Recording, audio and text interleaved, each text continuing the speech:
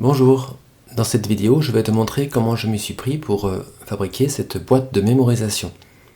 Donc en suivant les étapes de la vidéo, tu pourras toi-même fabriquer ta propre boîte pour réviser les notions que tu dois travailler au collège. Alors en fait cette boîte, le principe c'est que c'est en fait 7 petites boîtes qui sont fabriquées puis collées les unes avec les autres, tout simplement. Donc je te laisse suivre le reste de la vidéo pour voir les étapes de fabrication. Alors la première chose, ça va être de télécharger le fichier qui est en lien dans la description. Et tu vas voir que tu retrouveras les 7 boîtes à imprimer avec le recto et le verso. Et tu as aussi à la fin le couvercle que tu dois imprimer aussi en recto verso. Donc en fait il suffit que tu imprimes les fiches. Commence par imprimer d'abord les fiches au recto et puis retourne les feuilles et imprime le verso.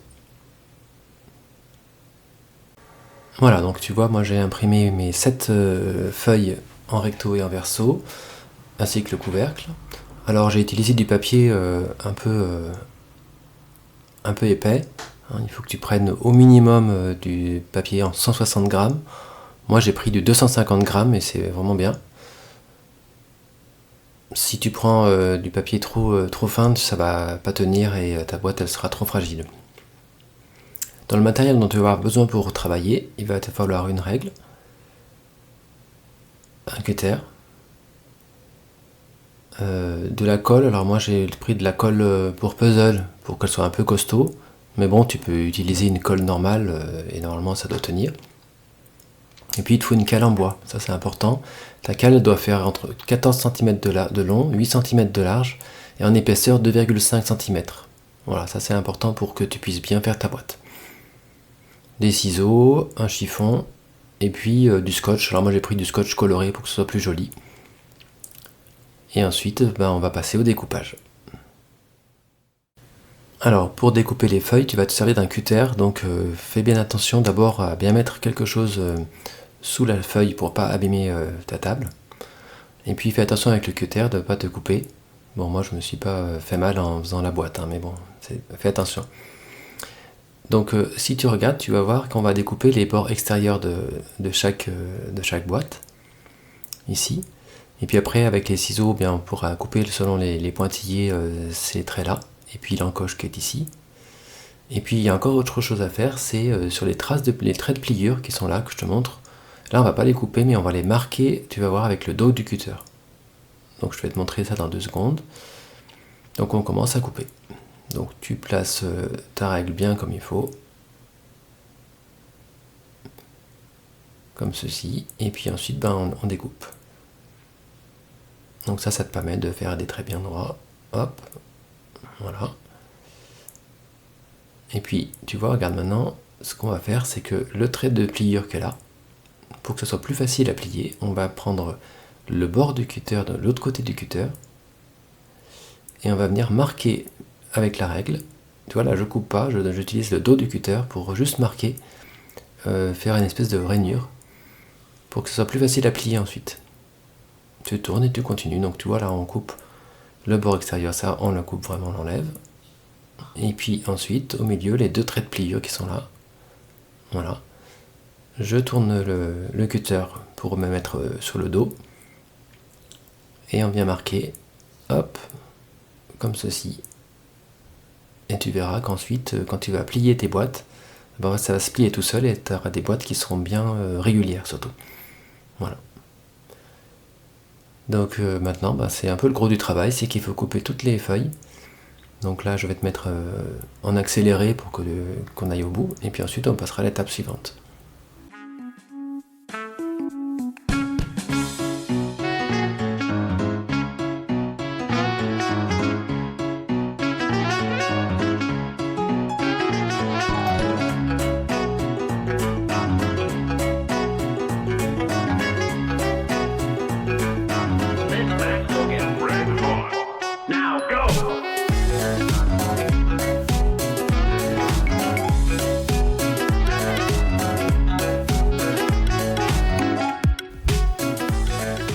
Voilà, donc on a terminé de couper les 7 les 7 boîtes. Donc voilà les feuilles qui sont prêtes. Donc maintenant on va s'attaquer au couvercle. Alors c'est simple aussi, le même principe, hein. On va couper les bords extérieurs et puis marquer les traces de pliure. Comme on l'a fait pour les autres boîtes.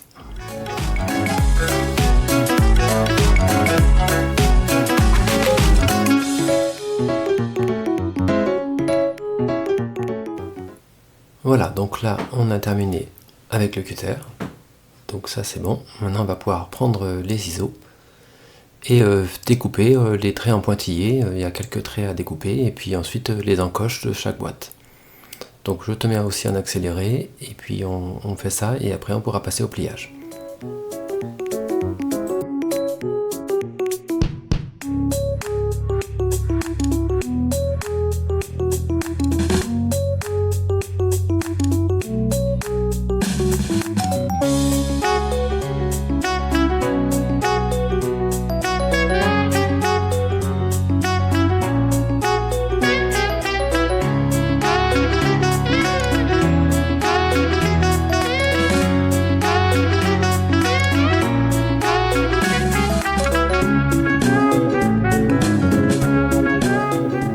Voilà, donc tout est découpé, on n'a plus besoin des ciseaux, et donc maintenant on va passer à l'étape suivante, qui est l'étape du pliage.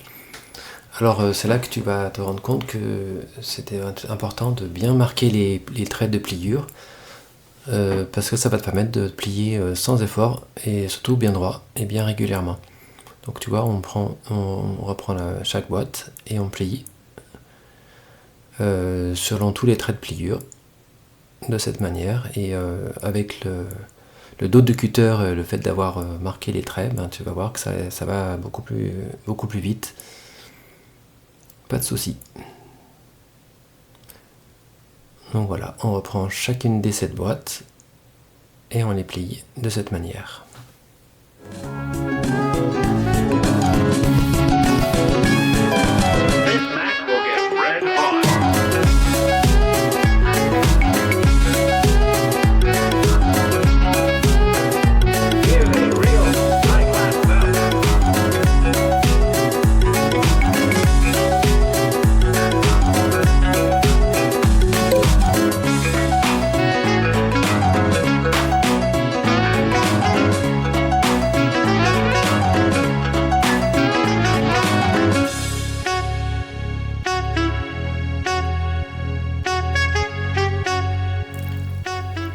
On plie également le couvercle, toujours selon les traits. Attention, cette fois-ci, il faut le plier dans l'autre sens. Donc d'abord dans un sens, puis dans l'autre.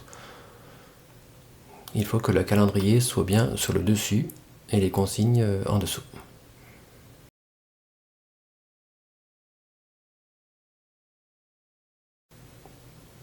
Et voilà, le pliage est terminé. On peut passer au collage.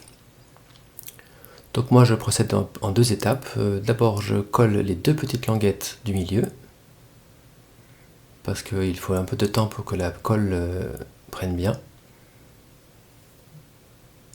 Donc on commence par coller comme ceci les 2 premières petites languettes, et moi je fais toutes les boîtes comme ça, et après je collerai ensuite la deuxième partie, une fois que la colle aura un peu plus séché.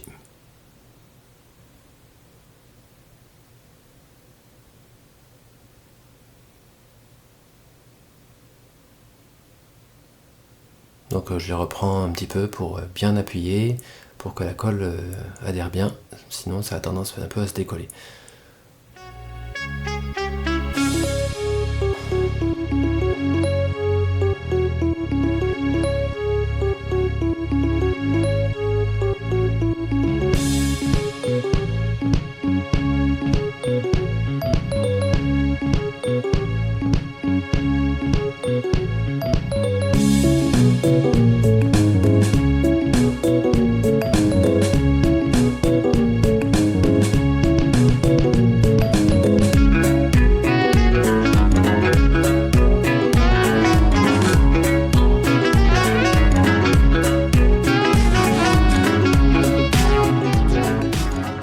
Voilà, donc une fois que la première étape du collage est faite, ben, je reprends mes boîtes et cette fois-ci je vais mettre de la colle. sur les côtés pour finir d'assembler chaque boîte.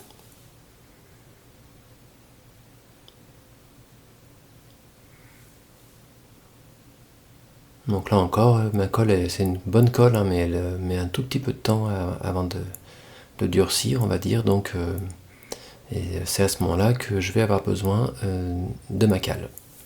Donc la cale fait pile la dimension de ma boîte. Donc je mets la cale dans la boîte et ça va me permettre de pouvoir bien appuyer pour que la colle prenne bien et que ça colle vraiment nickel au niveau des bords. Donc hop, à chaque fois, de chaque côté, on appuie et ça permet de bien répartir la colle et d'avoir une boîte qui est vraiment très très bien collée.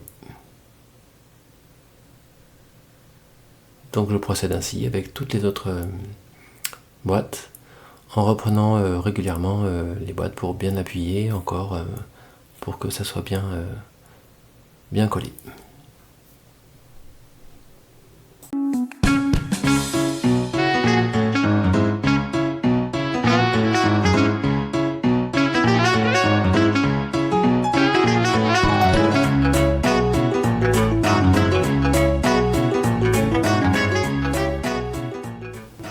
Alors je te rappelle les dimensions de ma cale, elle fait 14 cm de long, 8 cm de large et 2,5 cm d'épaisseur. Alors bon, peut-être que si tu ne trouves pas de cale de ces dimensions, tu vas peut-être trouver une autre solution, mais moi je trouve que c'est vraiment pratique pour bien appuyer et bien faire tenir.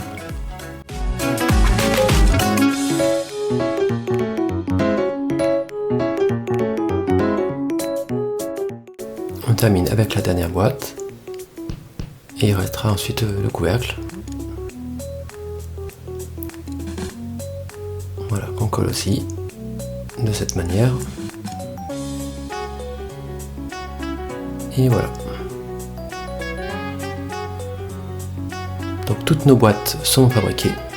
Et ça va maintenant rester la dernière étape qui va consister à les coller les unes sur les autres. Donc là encore, on va se servir de la cale. On met la cale dans la première boîte et ensuite on va mettre de la colle comme ceci sur la face de la boîte numéro 1 et ensuite on vient poser la boîte numéro 2. Alors moi j'essaie de bouger un petit peu la boîte pour que la colle s'étale bien et puis avec ma règle et bien je vais appuyer pour que la colle se répartisse bien autour et je fais attention à ce que la boîte soit bien, les deux boîtes soient bien alignées et ensuite je change ma cale et je la mets dans la boîte numéro 2 et je recommence. Donc là encore la cale est très très pratique, ça me permet de pouvoir appuyer sans casser la boîte, sans déformer. Donc on continue avec la boîte numéro 3 et on les empile de cette manière en les collant.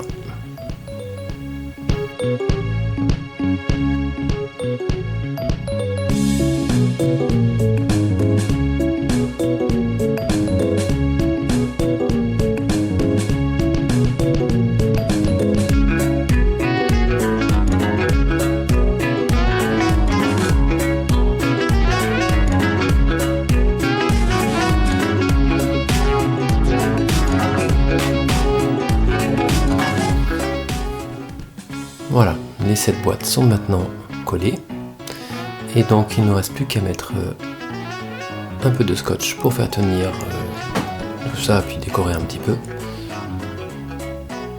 Donc moi je mets une bande de scotch sur le bas tout autour. Alors j'en profite pour essayer de bien serrer les boîtes entre elles parce qu'il se peut qu'il y ait des petits écarts là où la colle n'a pas vraiment été bien aplatie.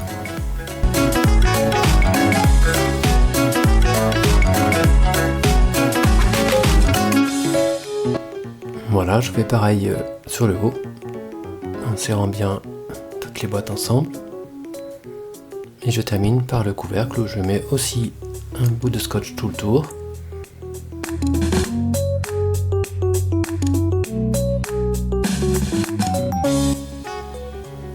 Voilà, la boîte est terminée.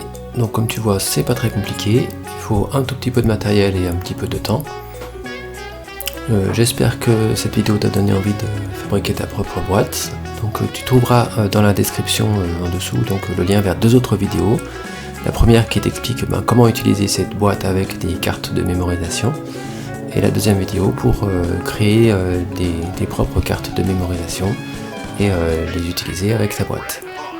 Donc je te souhaite un bon travail et à bientôt.